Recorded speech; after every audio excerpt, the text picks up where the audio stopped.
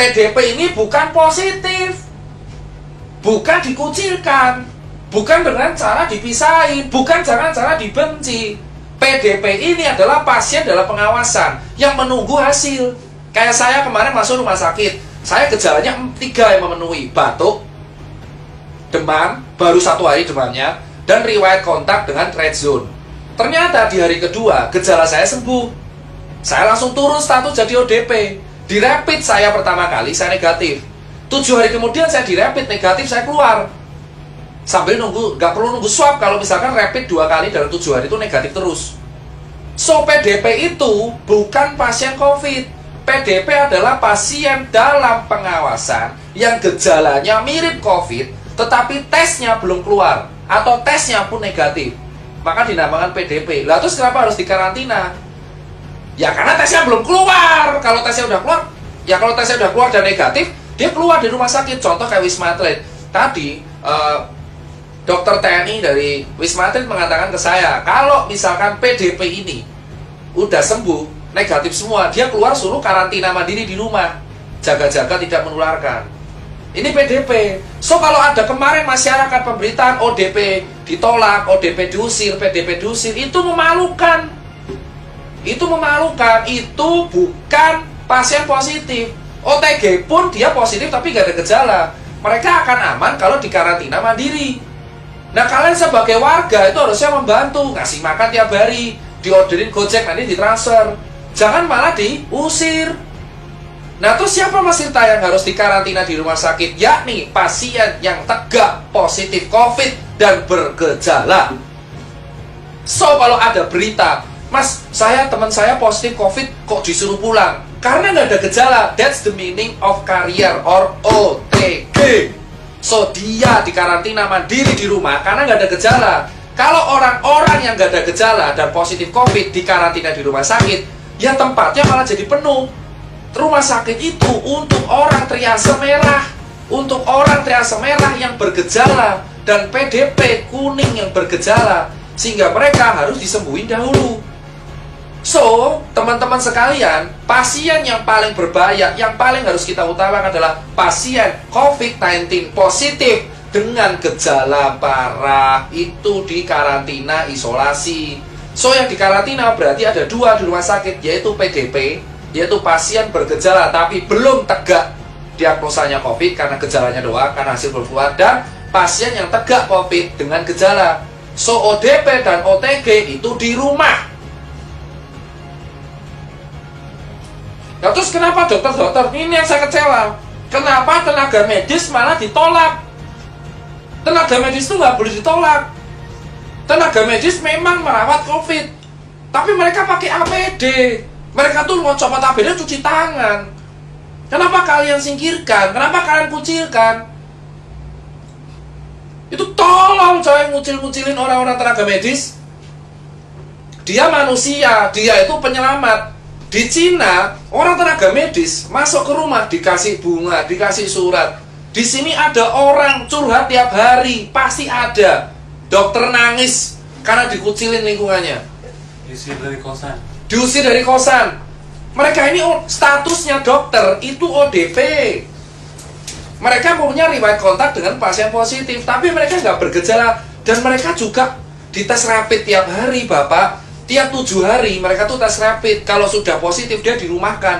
Sistem jaganya tenaga medis itu 14 hari off, 14 hari on. Jadi 14 hari jaga, 14 hari off turun. Jadi mereka itu bukan orang yang aib gitu loh Pak. COVID itu kayak TBC Pak. TBC bahkan lebih berbahaya, dia airborne disease. Dan TBC itu diremehin di Indonesia. Bahkan sudah ada vaksinnya BCG. TBC selama dulu airborne disease, gak ada kayak gini. Padahal TBC itu kalau batuk, virusnya Mycobacterium tuberculosis itu bertahan di udara selama berjam-jam. Dan pengobatannya TBC itu 6 bulan. Belum campak. Tapi kenapa COVID dianggap aib, tapi TBC enggak? Padahal lebih parah TBC. Saya penderita TBC, 10 bulan saya baru sembuh. Usia 8 tahun sampai 9 tahun. So, buat teman-teman semua, tenaga medis itu memang masuknya ODP. Tapi bukan dijauhin, karena mereka juga cek tiap hari. Kalau ada gejala, mereka PDP di swab negatif. Sampai mereka negatif, mereka dirumahkan kalau mereka udah ada gejala. Dan mereka tuh dokter, mereka tahu, mereka nggak bisa nularin ke orang. Mereka harus jaga diri mereka sendiri. Bukan berarti ya, mereka tuh butuh support. Kita tuh butuh support. Nah ini sekarang jelas. Yang kelima apa? Jenazah.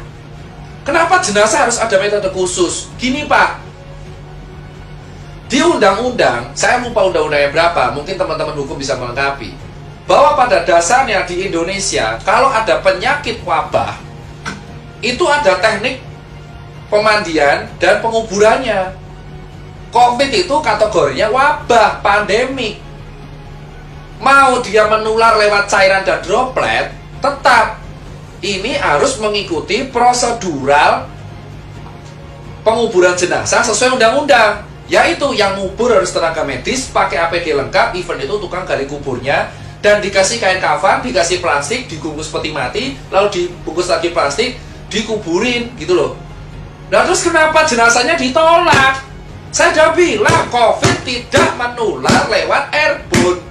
Kalau di udara bebas, COVID menular lewat airborne kalau kena tindakan yang aerosol di mulut 3 jam doang. Itu pun di rumah sakit biasanya. Jenazah ini harus kayak gituin karena itu undang-undang. Namanya teknik pemulasaran atau apalah. Teknik pengubaran sesuai undang-undang. Karena wabah. Dan yang paling bisa kena itu ya tukang kuburnya. Kenapa kalian di desa malah nolak jenazahnya? Kalau dikubur terus semuanya kena, ya enggak. Ya nanti kan nular lewat air tanah, ya enggak, kan dibungkus plastik. Itu jenazah dibungkus plastik. Terus dibungkus lagi sama peti. Terus dibungkus lagi sama plastik lagi. Kenapa ditolak? Itu orang meninggal, udah kena musibah. Dan mereka sudah dikubur sesuai standar. Kantong jenazah juga, dikasih kantong jenazah. Kok kalian takut banget sama orang yang udah meninggal? Harusnya didoakan, jangan ditolak. Kemarin saya dapat video jenazah dilempar-lempar itu ambulan karena gak izin kampung. Terus ngapa? Wong udah dikuburin sama tenaga medis.